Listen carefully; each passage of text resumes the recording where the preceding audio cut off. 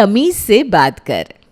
अनामिका की शादी धूमधाम से प्रभात के साथ हो जाती है और उसके ससुराल वाले उसका स्वागत बहुत ही धूमधाम से करते हैं।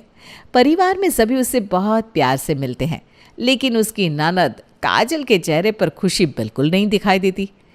अनामिका को इस बात की कोई भनक नहीं लगती। अनामिका बेटा, तुम यहाँ इस घर को अपना ससुराल नहीं अपना घर समझ के रहना। इस घर में तुम्हारा दिल से स्वागत है बेटा। हाँ बेटा, तुम्हें हम लोग यहाँ किसी चीज़ की कमी महसूस नहीं होने देंगे, और फिर भी अगर तुम्हें किसी भी चीज़ की ज़रूरत लगे तो तुम हमें बेझिझक बता देना। अनामिका अपने सास ससुर का व्यवहार देखकर बहुत खुश होती है। अब वो थोड़ा आगे बढ़कर अपनी ननद काजल से मिलना चाह रही होती है, लेकिन तभी एकदम से काजल बोलती है, देखो भाभी जी, हमारा घर ना बहुत बड़ा है और इस घर का कामकाज संभालना कोई आसान काम नहीं है।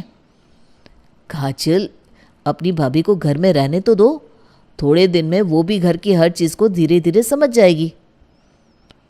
ललिता, तुमने देखा, बहू के आते ही अपना प्रभात बड़ों जैसी समझदारी भरी बातें करने लगा है।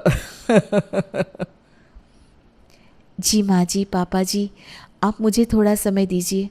मैं पूरी कोशिश करूँगी कि आप सबको मुझसे कभी कोई शिकायत ना हो। अनामिका अपने ससुराल में पूरी मेहनत से घर के काम संभालने में लग जाती है और अब सब उसके काम और समझदारी देखकर उससे खुश रहने लगते हैं। लेकिन काजल उसके हर काम में कमी निकालने का बस बहाना ढूंढती रहती है और एक दिन उसे बहाना मिल भी जाता है। अब वो किचन में जाकर अनामिका से कहती है, सुनो भाभी, आज सब्जी में नमक ठीक से क्यों नहीं डाला? नहीं, मैंने तो हर चीज़ अच्छे से डाली थी। तो फिर मुझे सब्जी बिल्कुल बेस्वाद क्यों लगी? तूने ठीक से चखी थी क्या सब्जी, या बस ऐसे ही बोल रही है? नहीं माँ, तुम खुद सब्जी खाकर देख लो। अरे माफ़ करना काजल, लगता है मैंने जल्दबाजी में ध्यान नहीं दिया। अगली बार मैं और ज़्यादा ध्यान रखूँगी। अरे वाह काजल, तुम तो बहुत तेज़ हो गई हो, तुरंत पहचान लिया सब्जी में क्या कम है। माँ, मैं तो सब देखती रहती हूँ, तुम ही भाभी की गलतियों पर ध्यान नहीं देती। आखिरकार तुम नहीं कहोगी तो मुझे तो भाभी को बताना ही पड़ेगा ना। तभी प्रभात वहाँ से निकल रहा था और काजल की ये बात सुनकर वो किचन में आकर काजल को डांटता है। काजल, तुम हमेशा अपनी भाभी के काम में बस कमियां ही निकालती हो, कभी उसका हाथ भी बटा लिया करो। वाह भैया, बहुत बढ़िया। अभी भाभी को आए 4 दिन नहीं हुए और तुम अपनी बीवी की तरफदारी में लग गए। तो तुम्हें कोई दिक्कत है क्या? और मैं बस सही बात तो कह रहा था। अगर तुमको ये तरफदारी लगती है तो तुम अपने दिमाग का इलाज करवाओ, समझी? अरे जाने देना प्रभात, यह भी बच्ची है, अपनी भाभी से थोड़ा हंसी मजाक कर रही है। तू भी कहाँ इन दोनों के चक्कर में पड़ा है। जा, तू जाकर अपना काम देख बेटा। प्रभात गुस्से में वहाँ से चला जाता है, लेकिन काजल को इन बातों से अपनी बेइज्जती लगती है और वो इसका बदला अनामिका से कैसे लेगी इस बारे में सोचने लगती है। आज तक मुझसे इस घर में किसी ने इस तरह बात नहीं की और इस कल की आई लड़की के लिए मेरे भाई ने सबके सामने मेरी इतनी बेइज्जती की। इसका बदला मैं भाभी से लेकर रहूंगी। एक दिन जब ललिता और अनामिका बाजार जा रहे थे तो काजल भी उनके साथ ज़बरदस्ती चल देती है। फिर वो तीनों मिलकर अच्छे से सब्जी और ज़रूरत का सामान खरीदते हैं, लेकिन जब घर आकर पैसों का हिसाब होता है तो हिसाब में 150 रुपये कम निकलते हैं। अब मौका पाकर काजल छोटी सी बात का बखेड़ा खड़ा कर देती है। माँ, भाभी, जल्दी यहाँ आओ। क्या हुआ काजल, तुम ऐसे क्यों चिल्ला रही हो? वाह भाभी, एक तो कांड करती हो तुम, ऊपर से मुझसे पूछ रही हो मैं क्यों चिल्ला रही हूँ। अरे क्या हुआ काजल, सीधे सीधे बोलना। और तू किस कांड की बात कर रही है?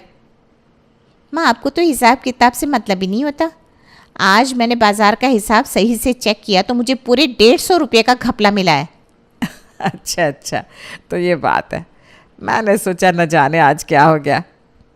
ललिता का इतना नॉर्मल रिएक्शन देखकर काजल सोचती है उसको थोड़ा ज़्यादा बवाल करना चाहिए। शायद उसके बाद माँ भाभी पर भड़क जाएंगी, इसलिए वो 150 रुपये का महत्व अनामिका को बार बार समझाती है और उसकी ये चाल काम कर जाती है। अब ललिता अनामिका से कहती है, अनामिका, काजल ठीक कह रही है।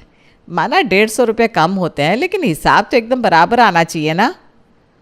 लेकिन माँ जी, मुझे सच में नहीं पता वो 150 रुपये कहाँ खर्च हुए हैं। कैसे नहीं पता? बाजार का सारा हिसाब तो आप ही ने किया था, आपको पता होना चाहिए। जल्दी बताओ अनामिका, 150 रुपये का तुमने क्या लिया? माँ जी मैंने कुछ नहीं लिया, जो सामान आया है वो सबके सामने है। घर में हंगामा होता देख प्रभात और सुरेश भी वहां आ जाते हैं। तब प्रभात जब सामान को अच्छे से चेक कर रहा होता है तो पिज्ज़ा का 150 रुपये का बिल सामने से निकलता है। उसे देखकर अनामिका कहती है, अरे याद आया, ये पिज़्ज़ा तो काजल ने खाया था माँ जी से छुपकर। अरे अब मेरे खाने पीने पर भी नज़र गड़ा कर रखती हो, तुमसे ये उम्मीद नहीं की थी मैंने भाभी। काजल ये कैसे बात करी हो तुम? ठीक ही तो कह रही है, अनामिका को ऐसे किसी के खाने पीने के बारे में नहीं बोलना चाहिए। माँ जी मेरे कहने का मतलब वो नहीं था। चुप रहो अनामिका, आज पहली बार मेरी बेटी तुम्हारी वजह से रोई है और ये अच्छा नहीं हुआ। काजल का सबके सामने रोना अनामिका को भारी पड़ गया और भाभी को डांट पड़ता देख काजल मन ही मन बहुत खुश हो रही थी। अब काजल का अनामिका को ताना मारना रोज धीरे धीरे बढ़ता ही जाता है, जिससे अनामिका प्रभात से कहती है, पता नहीं काजल को मुझसे इतनी नफरत क्यों है। वो हमेशा बस मेरे पीछे पड़ी रहती है और मौका ढूंढती है कि माँ जी से मुझे डांट कैसे लगवाए। देखो ये तुम लोगों के बीच का मामला है, इसे तुम्हें ही संभालना पड़ेगा। अरे पर मुझसे अब ये रोज़ रोज़ का टोकना नहीं झेला जाता। अरे कुछ दिन सहन कर लो, उसके बाद वैसे भी उसे शादी करके ससुराल जाना है। एक दिन ललिता के घर कुछ मेहमान आते हैं। सब बैठकर वहाँ मेहमानों से बात कर रहे थे। अब काजल उन मेहमानों के सामने भी उल्टी सीधी बातें करने लगी, जिससे अनामिका को बहुत बुरा लगता है। वो अंदर ही अंदर सोचती है पर कुछ कहती नहीं। अरे भाभी, मिठाई में इतना कम घी, क्या मेहमानों के सामने हमारे घर की नाक कटवाओगी?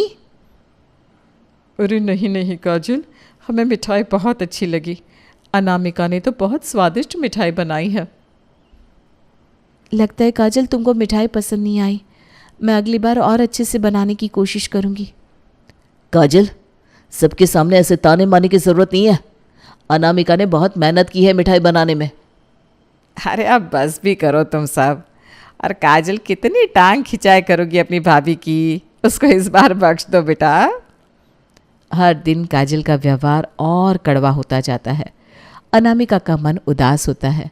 वो ये सब सहने की कोशिश करती है पर एक दिन खुद को रोक नहीं पाती और ललिता के सामने अपने दिल की बात कह देती है। माँ जी, मैं काजल को खुश करने की पूरी कोशिश करती हूँ, लेकिन वो तो हमेशा मुझसे नाखुश ही रहती है। अरे बेटा, वो तो अभी बच्ची है, उसे थोड़े समय में सब समझ में आ जाएगा। माँ जी, मगर इस तरह के व्यवहार से उसे ही नुकसान होगा। ससुराल में अगर ऐसे रही तो कैसे निभेगा। ठीक है बेटा, मैं उससे बात करूँगी, मगर तुम भी थोड़ा सहनशील बनो। माँ जी, सहनशील तो बनी हुई हूँ, पर दिल दुखता है जब वो हर बात में मेरा मजाक उड़ाती है। अनामिका एक दिन काजल को समझाने की कोशिश करती है कि हर समय ताने मारने और मजाक करने से घर का माहौल खराब होता है और जब तुम ससुराल जाओगी तो ये सब पसंद नहीं किया जाएगा। काजल, परिवार में सबके साथ अच्छे से पेश आना चाहिए। ससुराल में ऐसा व्यवहार सही नहीं लगेगा। भाभी, मुझे किसी से सीखने की ज़रूरत नहीं है। जैसे मेरा मन करेगा मैं वैसे रहूँगी, आपको बताने की कोई ज़रूरत नहीं है। ये एक सलाह है एक बहन की तरह, आगे जाकर तुम खुद को ही मुसीबत में डाल दोगी। भाभी, आप ना मुझे मत सिखाइए, मैं जैसी हूँ वैसी ठीक हूँ। देखो काजल, जब वक्त आएगा तो तुम्हें खुद समझ में आ जाएगा कि मैंने क्या कहा था। तब की तब देखी जाएगी, अभी आप मुझे फ्री का ज्ञान मत दो। काजल की शादी तय हो जाती है और उसे विदाई से पहले उसकी माँ और भाभी मिलकर अच्छे से समझाने की कोशिश करती हैं। भाभी उसे ससुराल में सही बर्ताव के लिए सलाह देती है, लेकिन काजल तो अपने अंदाज में ही उसे जवाब देती है। काजल बेटा, ससुराल में सबके साथ अच्छे से रहना, किसी का दिल मत दुखाना बेटा। माँ, आप मुझे बच्ची समझती हो क्या? मैं समझती हूँ सब कुछ। काजल, तुम देखना, ससुराल में रिश्तों को संभालना कितना ज़रूरी होता है, इसलिए तुम सबसे प्यार से ही बात करना, तभी सब तुम्हें समझेंगे। भाभी, आपको मेरी इतनी फिक्र करने की कोई ज़रूरत नहीं है, मैं अपना ख्याल खुद रख सकती हूँ। बस बेटा, ये नसीहतें दिल में रखना वहाँ कोई गड़बड़ नहीं चलेगी। अब ससुराल में आकर भी काजल का वही व्यवहार जारी रहता है। वो वहाँ भी सबको टोकने और ताने मारने में लगी रहती है। एक दिन सुषमा सुबह रसोई में नाश्ता बना रही थी और चाहती थी कि काजल मदद करे, लेकिन काजल तो इसका उल्टा जवाब देती है। काजल बेटा आ जाओ, साथ काम करेंगे तो अच्छा लगेगा। आना तो मैं भी चाहती हूँ, पर आराम का भी हक है ना मुझे, या फिर दिन भर बस काम ही करते रहना है मुझे मम्मी जी? बेटा हम सब घर के ही एक हिस्से हैं, थोड़ा हेल्प करोगी तो सबका मन खुश रहेगा। हाँ हाँ, बस यही एक कमी रह गई थी मेरी ज़िंदगी में। आपकी हर बात मानने के लिए यहाँ नहीं आई हूँ मैं। पर मैं तो सिर्फ कह रही थी। कहने का ही शौक है ना आपको, मुझे मेरी तरफ जीने दीजिए। ठीक है, तुमको जैसा ठीक लगे वो समझो। हाँ तो करूँगी ही, आपकी परमिशन थोड़ी ना मांगी है मैंने। काजल के इस व्यवहार से सुषमा का दिल टूट जाता है, लेकिन वो कुछ कहे बिना वहाँ से चली जाती है।